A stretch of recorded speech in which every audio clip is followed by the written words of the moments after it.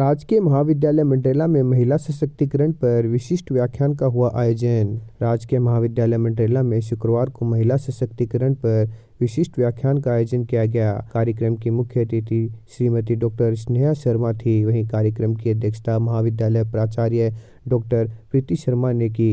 कार्यक्रम को संबोधित करते हुए डॉक्टर स्नेहा शर्मा ने छात्राओं के समक्ष महत्वपूर्ण विषय महिला सशक्तिकरण, समस्याएं, समाधान एवं संभावनाएं पर अपने विचार साझा किए। उन्होंने देश में महिलाओं की वर्तमान दशा एवं महिला सशक्तिकरण की आगामी दिशा के विषय में चर्चा की। उन्होंने छात्राओं से कहा कि शिक्षा केवल डिग्री तक सीमित न रखें, उसका मनन व गुणन करें, अपने हुनर में पारंगत होकर आत्मनिर्भर बने। साथ ही छात्राओं से यह भी कहा कि अकेलेपन व मानसिक अवसाद से उभरने के लिए माता पिता एवं अध्यापकगण से संवाद करें। अपने जीवन में अंपायर के रूप में माता पिता एवं अध्यापक को समझें और उनके संकेतों, इशारों व सीख को शिरोधार्य कर अपने लक्ष्य की ओर अग्रसर रहें। डॉक्टर स्नेहा ने सभी विषयों पर छात्राओं को सहज व सजग रहने की प्रेरणा दी। महाविद्यालय प्राचार्य डॉक्टर प्रीति शर्मा ने विस्तार से महिलाओं के अधिकार व कर्तव्य के बारे में बताया।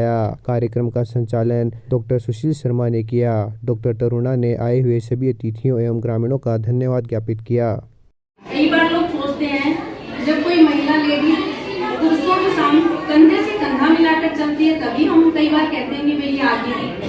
पुरुषों के साथ कंधा मिलाने कर चलने को ही हम आगे या चलना नहीं कह सकते।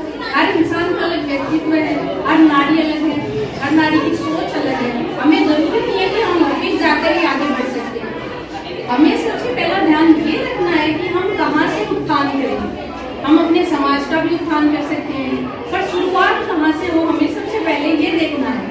कई बार कहते हैं नारी गुण की खान है, नारी है भगवान, नारी से न उपजे ध्रुव प्रहलाद समान।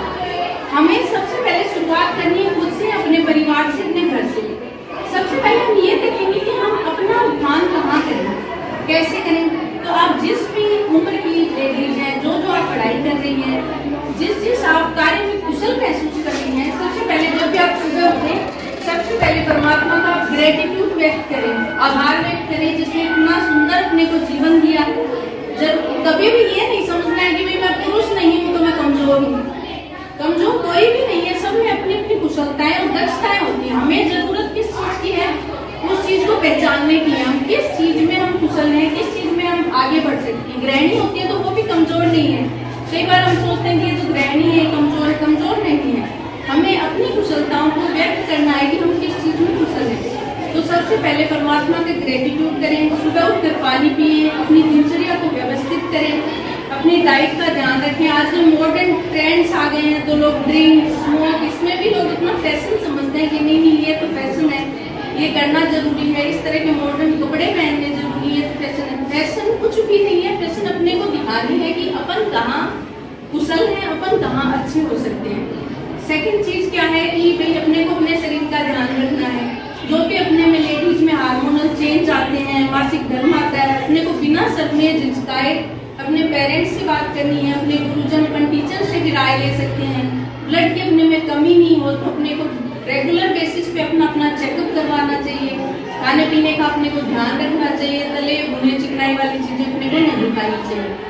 सेकंड चीज अपने को ये ध्यान रखनी है कि हम किस चीज में कुशल है, वो चीज हमने को शॉर्टलिस्ट करनी है। कई लोगों को लगता है मैं बोलने में अच्छी हूँ, कईयों को लगता है मैं सिलाई में अच्छी हूँ, किसी को लगता है मैं पढ़ाई में अच्छी हूँ। तो चीजों को अपन ध्यान रख के हम अपने को और अधिक विकसित कर सकते हैं। अब जैसे अपन नाम सुनते हैं, कल्पना चावला का सुन लिया, पीवी सिंधु का सुनते हैं, पीटी उषा का सुनते हैं, तो अपने को सिर्फ इतना ध्यान रखना है कि जिस चीज में मैं कुशल हूँ मुझे उस चीज को और प्रोत्साहन देना है और नई नई चीजें सीखनी है, खुद का ध्यान रखना है, खुद का उत्थान करना है। जब हम घर से निकलेंगे हम खुद को इतना काबिल बना लेंगे कि जब हम घर से निकले और बाहर जाएं तो हमें कभी भी ये रियलाइज नहीं हो कि भाई मैं पुरुषों से कम हूँ। अपने को अपना लेवल उस हिसाब का करना है, क्योंकि एक नारी जब घर से निकलती है पहले वो अपने परिवार का भला सोचती है, उसको आगे बढ़ाने का काम करती है। फिर अगर वो ससुराल जाती है तो वो अपनी फैमिली में एडजस्ट करती है, उनका ध्यान रखती है, उस पर नई जिम्मेदारी आती है, फिर वो बच्चों का जिम्मेदारी ले लेती है। तो एक नारी के कई रूप हैं, वो कमजोर नहीं है किसी भी चीज में, वो आगे से आगे बढ़ती चली जाती है। और वही नारी ही एक ऐसी है जो अच्छा समाज का निर्माण करती है, क्योंकि जब वो खुद इतनी जागरूक होगी तो वो आने वाली पीढ़ी को जागरूक बनाएगी, उनको समझा पाएगी।